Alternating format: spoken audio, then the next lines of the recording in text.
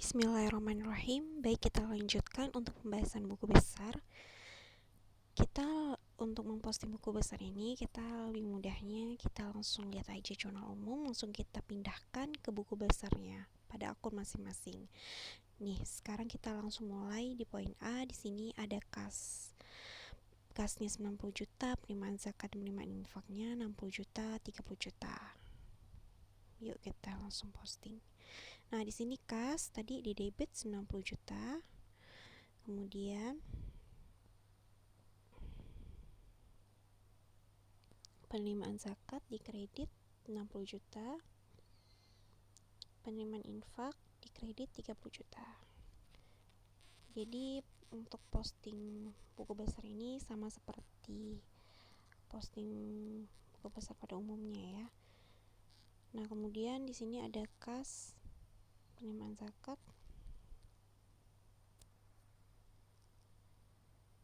200, kas di debit 200.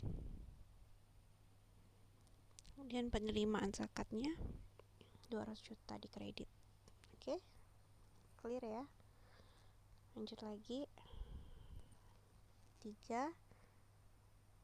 Aset non-kas, aset tetap atau aset tetap 500 juta, penerimaan infak 500 juta. Oke.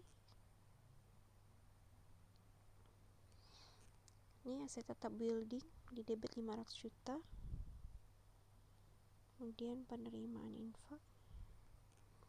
Karena ini khusus untuk penerimaan infak bagian untuk amil, kita catat sendiri.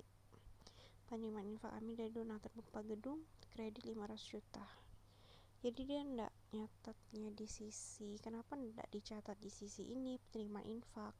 Kenapa harus beda sendiri penerimaan infak yang khusus amil? Karena di sini yang ini bagian penerimaan infak ini nanti dia 30 juta ini masuk ke dalam laporan keuangan dari sisi dana infak.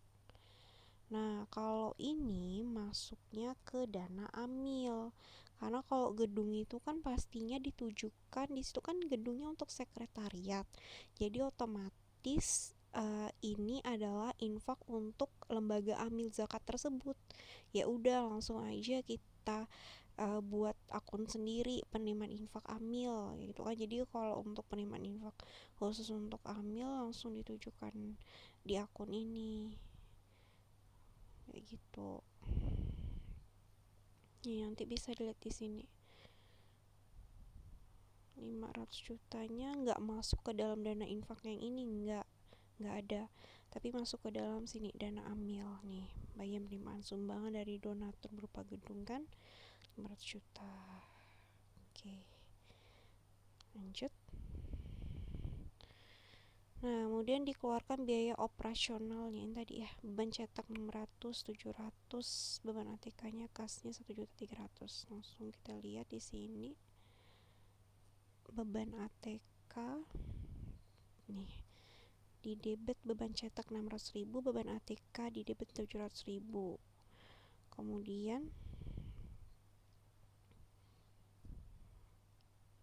mana tadi? Oh ya, ini kas kredit 1.300.000. Oke, clear. Nah, sekarang yang E, penyaluran zakat fakir miskin 50 juta, untuk gorimin 1 juta, kas di kredit 51. Oke, kita masuk ke kas aja dulu ya. Di kas di sini ada 51 juta kredit ya. Oke. Kemudian penyaluran untuk zakat bagian fakir miskin. Ini penyaluran zakat fakir miskin di debit 50 juta. Di debit untuk gorimin penyaluran zakatnya 1 juta. Jadi dibedakan aja akunnya. Oke, masuk lagi ke F. Pinjaman antar dana zakat sama penerimaan pinjaman antar dana untuk dana kemanusiaan. Ini yang kita minjem dana dulu dari dana zakat untuk dana kemanusiaan. Nah, ini langsung kita buatkan aja akun tersendiri ya.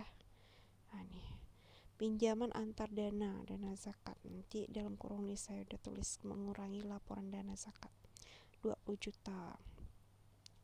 Kemudian pinjaman, penerimaan pinjaman.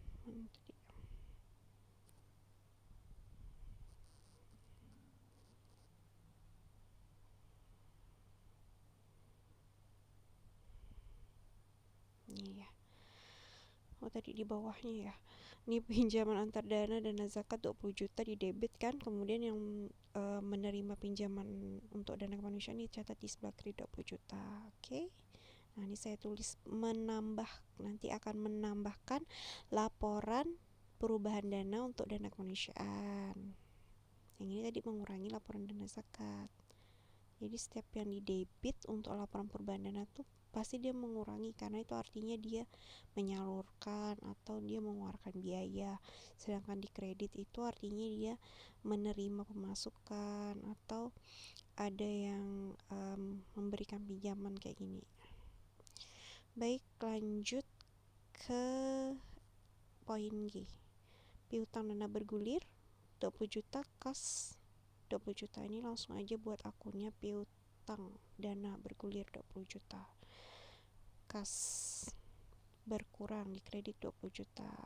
Oke. Mudah sekali. Lanjut ke poin H.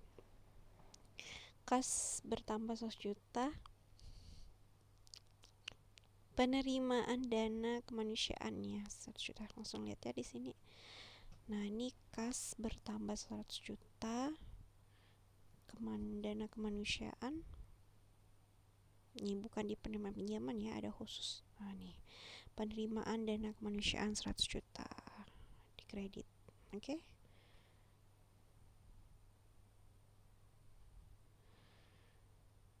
Sip, lanjut ke poin I.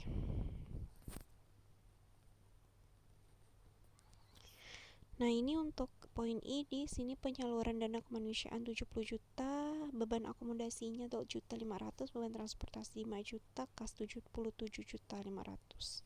Masuk ke kas dulu ya. Di kredit 70 juta 77.500. Kemudian cari beban, penyaluran dulu deh. Penyaluran ini. Penyaluran infak.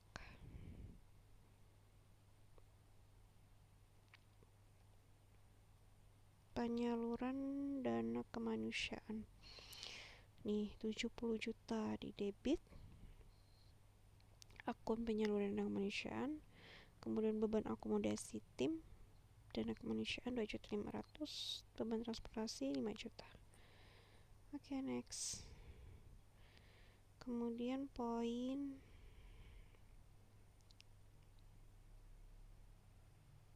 C, enggak ada ya, no jurnal. Poin K, bayar gaji amil, beban gaji pada kas. Langsung. Beban gaji nih, beban gaji di debit 5 juta. Kas.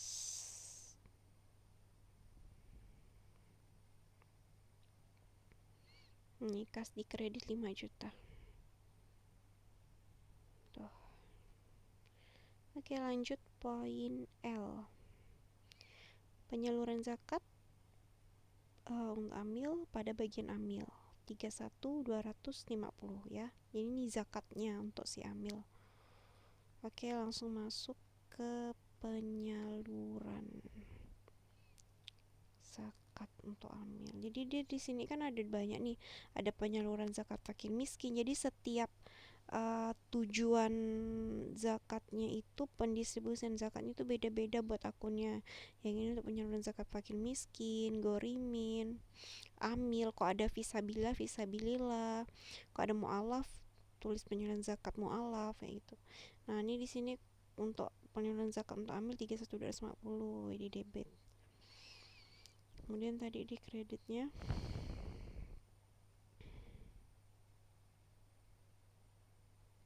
nih, bagian ambil dari dana zakat ya, dibuat khusus bagian ambil dari dana zakat kredit 31.250.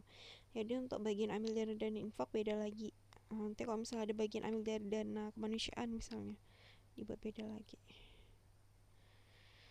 Oke, sekarang lanjut ke poin M. Kalau ini penyaluran infak ya, penyaluran infak untuk amil 3.125 pada bagian amil. Oke, lanjut. Kita lihat di bawahnya ini ya, ada ya bagian amil dari dana infak 3.125 di sebelah kredit. Kemudian penyaluran infak. Nah, ya. Penyaluran infak untuk amil 3.125. Oke. Lanjut.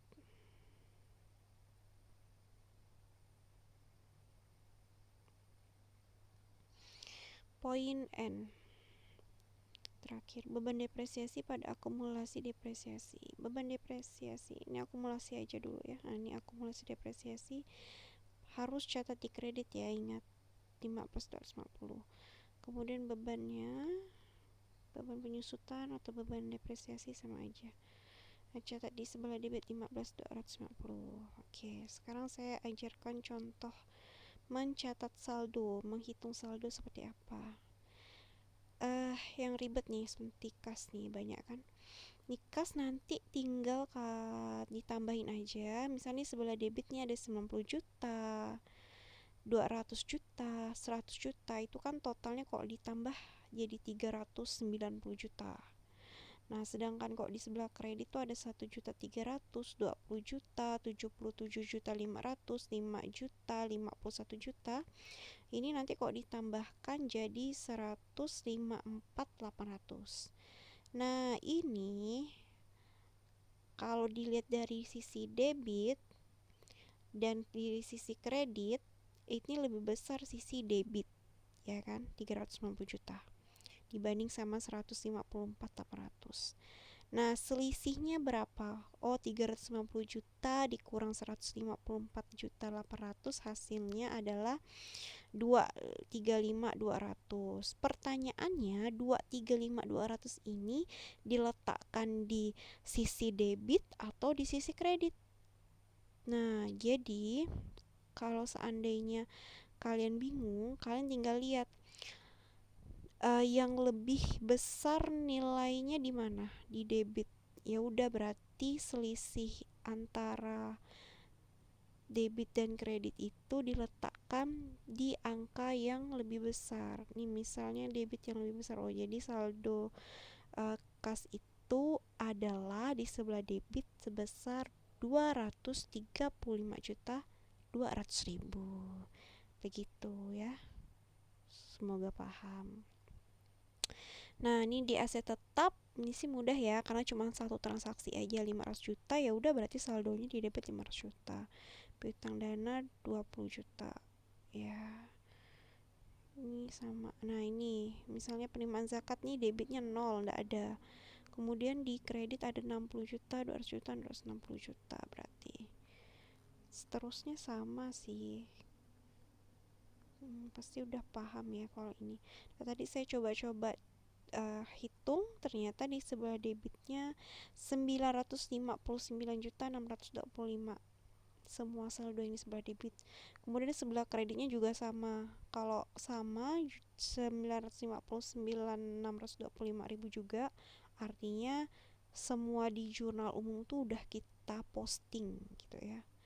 Dan kalau seimbang ya berarti udah aman, boleh lanjut ke membuat laporan keuangan. Nah, ini akan kita bahas di part selanjutnya. Oke, semoga bisa dipahami. Terima kasih.